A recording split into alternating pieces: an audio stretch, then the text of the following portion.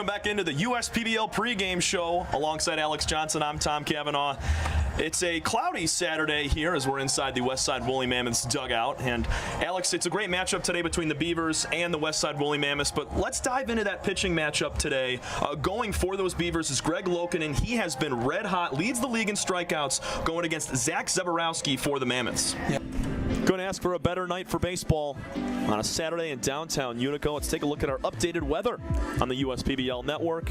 Just a small chance of rain. We had some drizzle pregame, but the field is dry. The clouds are starting to part away, and it's a great day for baseball at 74 degrees, Alex. Yeah, couldn't ask for a better night. The rain was forecasted throughout the weekend, but it's died off, which has been a good thing. A lot of the fans come out here, have a good night here at the ballpark. Only a few weeks left in this season, and it's been a lot of fun. Greg Lokinen looking to continue to do that himself as well. And did a really good inning in the last frame. We're going to try to do that again here with the 9, 1, and 2 hitters due up for Utica.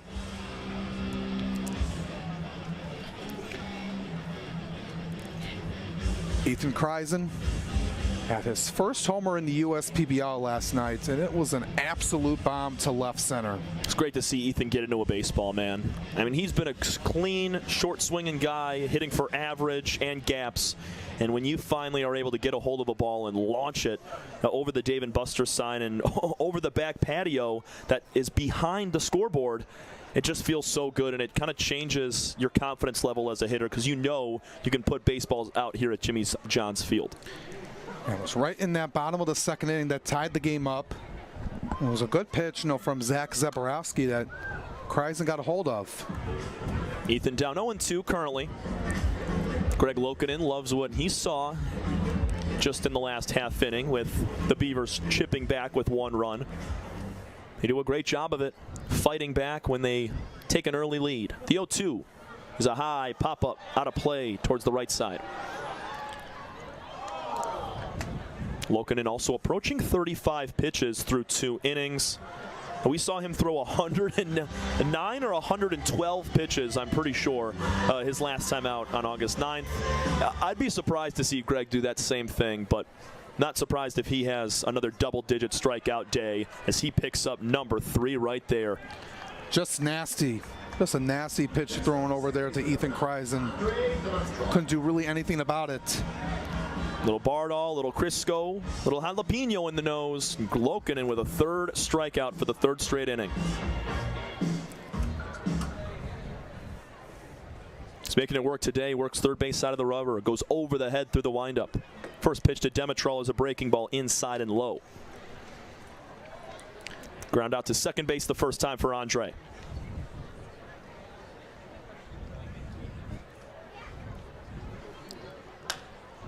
High pop-up right center field, not deep. Hilbrick going to come and cut it off in the gap. 2 gone on the weak fly out from Demetrol. Next up for the Unicorns, the shortstop, number 18. Lokinen is dialed in right now besides that hanging pitch that he gave to Ochoa, who will be on deck. Yeah, that's exactly what you wanted to do here, and Lokinen didn't phase him at all. Oftentimes when guys get up a home run like that, it just puts yourself down, put yourself in a tizzy, but for Lokinen, doesn't bother him. And ever since that. Swing and a miss from Patrick Baggett, who had a single his last time right back up the box. And Alex, you mentioned, how do you respond after giving up a big home run? Well, you retired the next 7 in a row. There's a foul ball to the screen, 0-2. Just one more strike away from retiring them in order again. Want to keep the pitch count low, but you don't want to get yourself in a situation where you're throwing 110, 115. We've only seen over 100 pitches twice this year, and it was in this past week. Lokinen did it back at the end of last weekend, and John Kelly earlier this week, he threw 109 pitches back on August 14th. That was crazy. He went 5 innings, gave up 5 hits, 5 strikeouts on 109 pitches. That's a lot, and on that short, about the innings. Mm-hmm. It was a handcuffed Hopper team with their bullpen a little bit dry, and they needed John to go as long as possible. Baggett stays alive. And they're going to rely on their guys, their main pitchers, number 1 and number 2, to go deep into games. Guys trying to go 80, 90 pitches, trying to get to 100 if they can, if they're on a roll.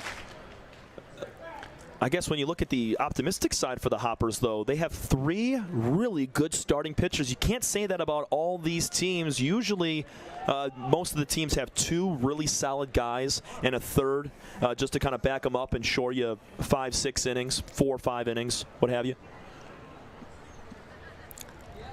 It'd be interesting to see what come playoff time, which guy they're going to throw.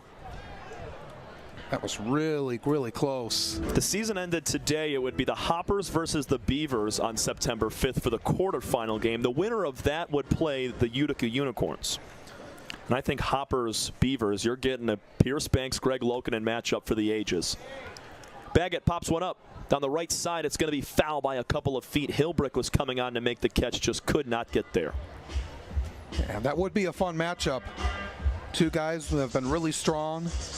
We're a really fun pitchers duel, but when you're trying to look ahead and get into that next day in that championship game, you don't want to burn them out and not have them available.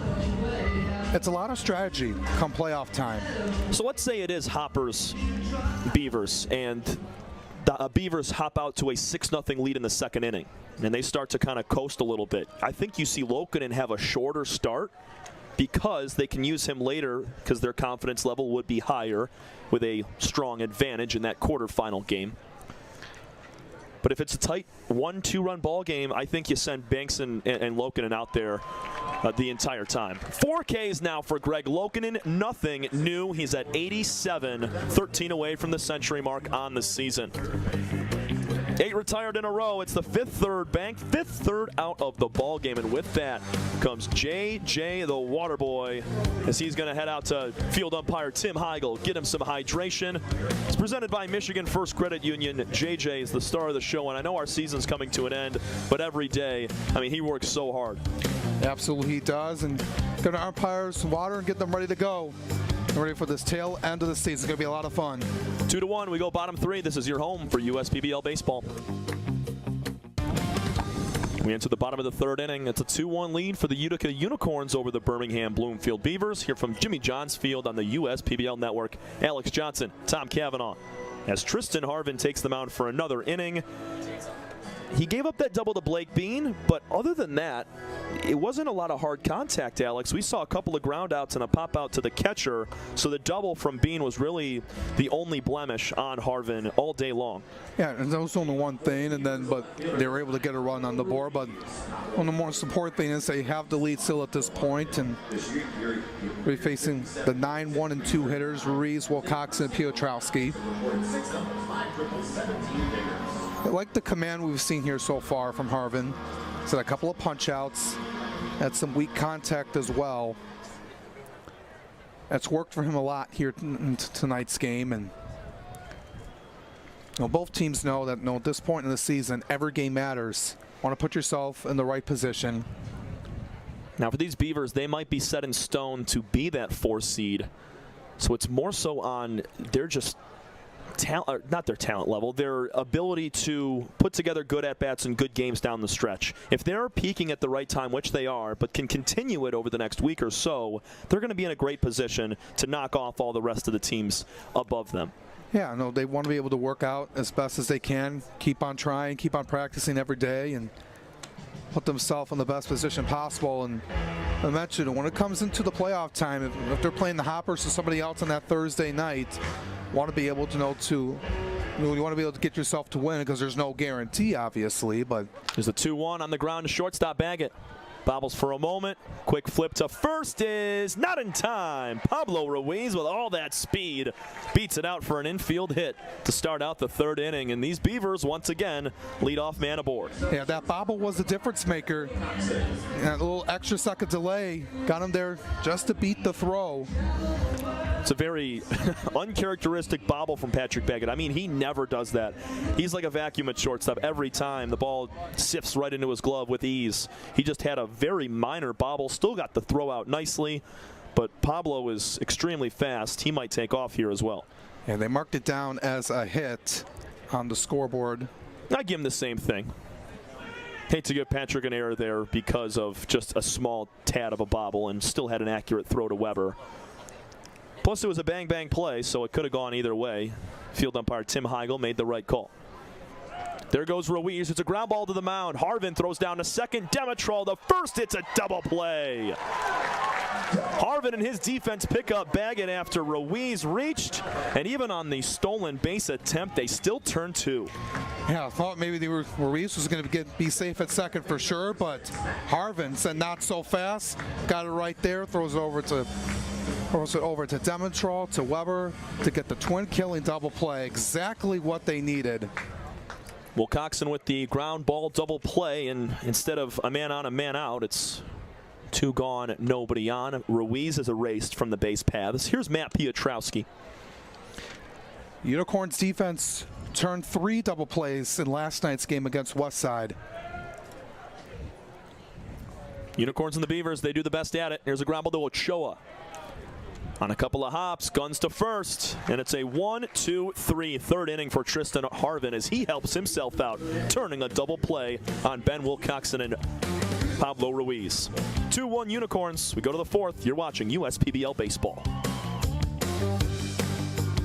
Ryan Schellenbarger in right. Banks will toe the slab to start. And Alex, these two teams are dead even almost. Eastside leads the series 8-7 over the 15 meetings this season. This is almost a rubber match between the two. You take it back to last week, a 4-1 win for the Beavers. Pierce Banks went against Lokinen. Banks went 5 innings, gave up just 2 hits, 0 runs. So he's trying to give the same exact type of start. It was the bullpen for Eastside that gave up 4 runs in the last couple of innings and turned into a loss to secure third place for him. Yeah, Coach Ryan Cockey is going to try to let Pierce Banks go as far as he can because of the numbers he's had so far this season. 77 strikeouts, second behind Greg Lokinen, 3.01 ERA, and 71 2/3 innings pitch. He has been the ace on this Hopper squad all season long, and they're looking for him to step up here in this huge moment for the Hoppers and try to get on to that next round. It's going to be tough, though. The Beavers, we've talked about them and their second half surge and so how they played. It's going to be tough for them. We expect it here in the playoffs. But looking at the Beavers here, they're looking to try to continue on here what they did on Friday against the same Hopper squad. Alex, we talked pregame, just me and you, and with a couple of coaches and players as well. Just kind of the strategy that plays into this type of game, because this is the first of 3 games for either of these teams if they want to go all the way and win it. So you have to be a little strategic about who you're going to throw on the mound, when you're going to do it, and how long you want certain guys to go. So Banks, they're hoping for a long start out of him, going to mix it into the bullpen. I would not be surprised if we saw a John Kelly or a Ryan Carolden in the middle to late innings as well, because, I mean, you want to play on for tomorrow, but you got to win it today to even get a chance against the Mammoths tomorrow night. Yeah, it's a double-edged sword. You want to be able to have your guys come out, your Pierce Banks, to start out as long as he can, but you want to be able to be smart. If you want to give him a chance to maybe if you're in a good position to win, maybe take him out and put your bullpen in a comfortable position. But we expect these games to be close, and it's going to be competitive here, and it's going to be a really good weekend here for baseball. And just happy to see what Banks delivers at 6:40, fouled away by Bean. We're underway, folks. We're playing 9 full innings, no 2.5-hour time limit today. So grab yourself a drink and a seat and buckle up. 0-1 to Bean is popped up again, out of play. Quickly 0-2. Pierce Banks is going to deliver a 4-seam fastball about half the time, a changeup curveball, and a little bit of a slider. He loves that 12-6 dropping vertical curveball as well as that changeup. Talk about Greg Lokinen in the bottom half of this inning and the accolades that he accomplished this year. Banks up there with the best of them. He's probably the second best pitcher along with Lokinen in the entire league, just based on production, the amount of time he's been on the mound with nearly just over 70 innings.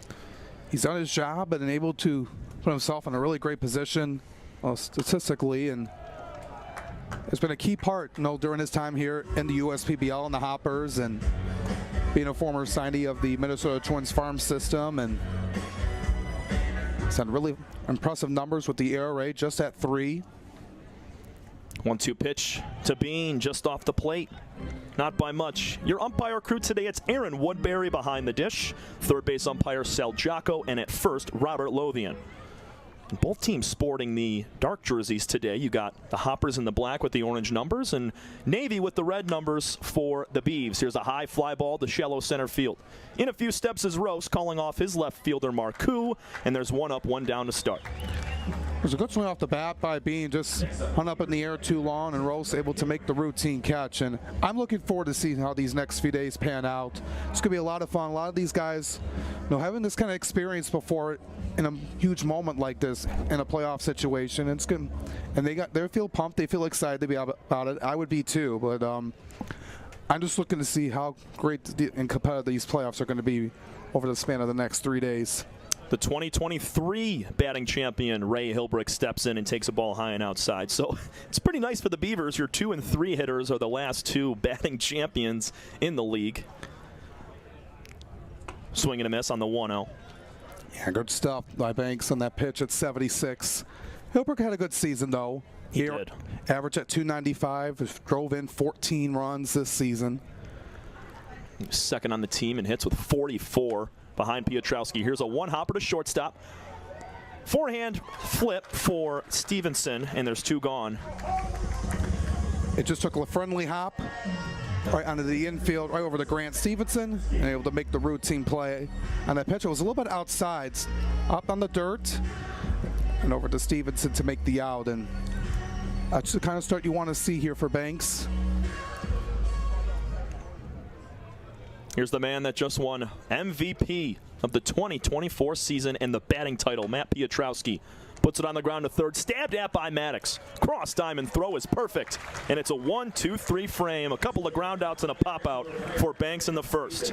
We go to the bottom half. Hoppers due up. We'll get you their lineup back when we come back. This is your home for USPBL baseball. Greg Lokinen takes the bump for the Beavers in a 0-0 game, bottom of the first. Here's the defense for Birmingham Bloomfield, presented by Three Dimensional Services Group. Ranko Stefanovic's going to be doing the catching for Lokinen. At third is Vasily Kalutis. Ben Wilcoxon and Matt Piotrowski, your everyday middle infielders at short and second. Joe Burke at first, and your outfield left to right, Pablo Ruiz. Chase Rodriguez patrols center, and in right is Ray Hilbrick. Pitcher of the year was just announced. It's this man on the bump right now. Greg Lokinen, 103 strikeouts in 88 2/3 innings with a 3.35 ERA. Just an incredible season for the man in his 4th year at Jimmy John's Field. Yeah, it's been remarkable for Lokinen, being the second player in USPBL history to reach 100 strikeouts in a season. And look at the numbers. He deserves an 8-5 record, 3.35 ERA, 88 2/3 innings pitch.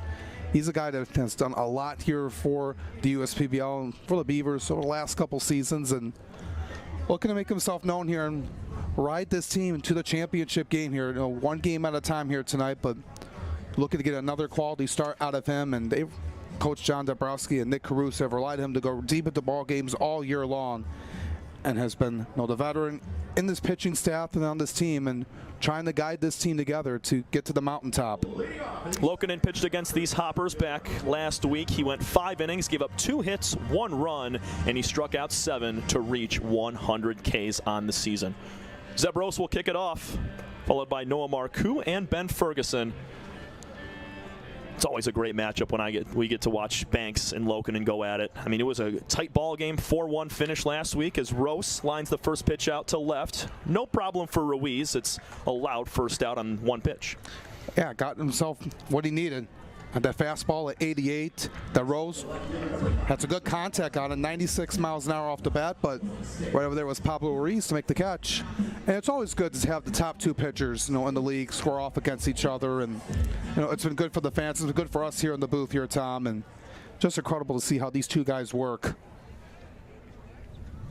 Lokinen with the high leg kick. Here's another first pitch swinging in play. Ground ball to Piotrowski. He takes a mini hop. Throw a little bit low, but Burke picks him up. 2 pitches, 2 outs for the Beavers in the field. Yeah, I like the Hoppers being aggressive.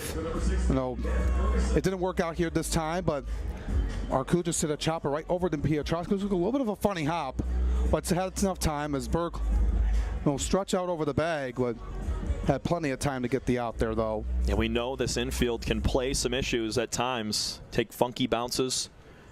It's happened to the Hoppers quite a bit, especially last week. Ferguson takes strike one at the knees. It's been a great year for Ferguson, too.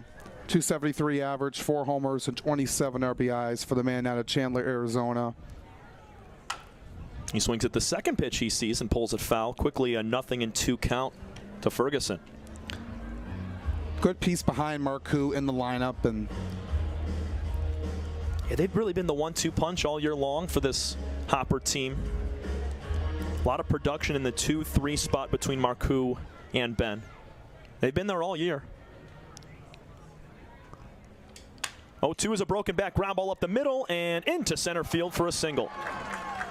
Ferguson breaks his bat but is rewarded with a 2-out knock. It's the first runner of our ball game. It's a fastball in the low middle part of the zone. Ferguson bailed it up right up the middle. Piotrowski a little bit too far to make the stop on it. I like the effort, sliding down to make the play, but he'd have a tough throw back over to first base on that ground ball to his backside. Now Todd Maddox with a man on and 2 gone. And we've seen recently Maddox be in that cleanup spot. He's a guy that was usually down like the 6-7 spot in the order, but he's worked himself up here over the last couple weeks. Got a couple home runs last week, one against the Mammoths and one against the Unicorns, and he's earned himself to be in this position here in this first round of the playoffs. One of several Hoppers with 30-plus hits on the year. He has 31. Here's a check swing. He definitely went around 1-1. And being a guy in his second year in the league, has grown a lot over at third base and has made some key defensive plays as well. Nasty pitch from Loken and got him to bite. Yeah, he's going to use that a lot, that breaking pitch in the mid-70s, around 74, 76. Maddox barely gets a piece. He's now down in the count 1-2. He will continue to utilize that breaking pitch. That was down and on the inside corner. When he throws it into right-handed hitters and then away to lefties is when it works best. 1-2, the leg kick from Lokinen. In the dirt, blocked up by Ronco.